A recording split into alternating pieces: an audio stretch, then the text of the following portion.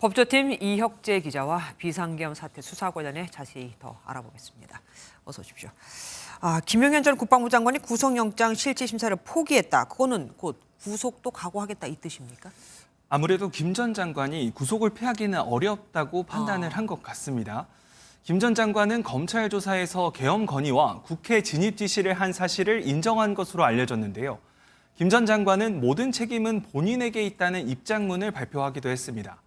유무죄를 다퉈야 하는 상황에서 실질 심사를 포기하는 경우는 흔하지는 않은데요. 때문에 김 전 장관이 윤석열 대통령에게 부담을 지우지 않는 정치적인 판단을 한 것이 아닌가라는 해석도 나오고 있습니다. 예, 포고령도 같이 썼다 그런 거 보니까 검찰은 윤 대통령이 김 장관과 함께 그러니까 내란을 공모했다고 보고 있는 것 같습니다. 그런데 여기서 윤 대통령이 내란 수괴라고 입증을 할 수 있을까요? 윤 대통령의 지시를 받은 인물들의 증언이 핵심 증거가 될 것으로 보입니다.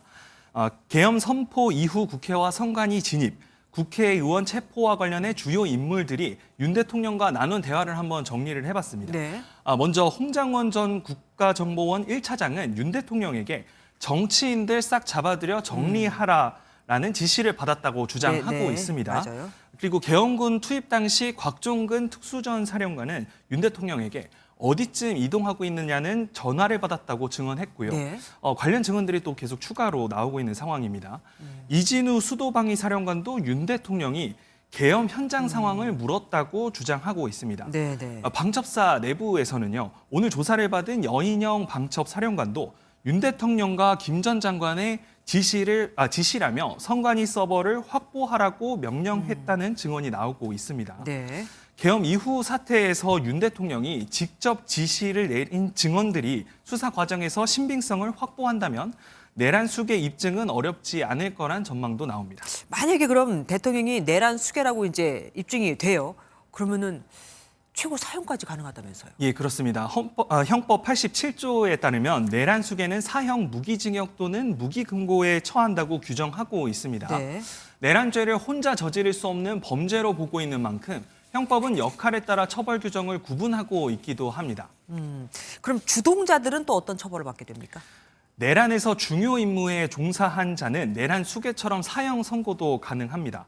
형법을 살펴보면 내란의 일시나 수행 방법 등 내란의 중요 계획을 담당한 사람을 중요 임무 종사자에 해당한다고 보고 있습니다. 네. 국회나 선관위에 군을 투입할 때 역할을 한 인물들을 주동자로 볼 여지가 있는 거죠. 네. 또 단순 가담만 한 경우라도 5년 이하 징역형에 처할 수 있습니다. 예. 윤 대통령에 대해서 출국 금지를 내린 데 이어 체포의 필요성도 계속해서 제기가 되고 있습니다. 그런데 실제로 대통령을 체포한다는 게 말이 됩니까? 법조계에서는 의견이 사실 좀 분분한데요. 실제로 수사기관이 긴급 체포까지 할 가능성은 높지는 않습니다. 네. 내란죄는 범죄의 중대성이 크기는 하지만 아직 대통령 신분을 유지하고 있어 긴급 체포된 김 전 장관과는 차이를 보이고 있고요. 네. 수사기관이 출석을 통보했을 때 소환에 응하는가를 살펴볼 필요도 있습니다. 국정농단 사태 당시 박근혜 전 대통령은 파면 이후에 소환 조사에 응하고 구속됐는데요. 네. 이전까지 체포는 이루어지지 않았습니다.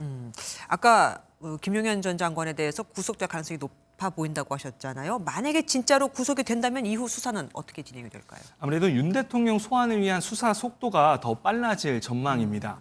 내란 행위에 가담한 주요 인물들 수사가 속도감 있게 진행되고 있는 상황인데요. 이들에 대한 추가 신병 확보가 이루어진다면 윤 대통령 수사도 조만간 이루어질 것으로 보입니다. 네. 윤 대통령도 이를 대비하기 위해 변호사 선임을 준비하는 것으로 알려졌습니다. 네, 여기까지 듣겠습니다. 법조팀 이혁재 기자와 함께했습니다. 고맙습니다.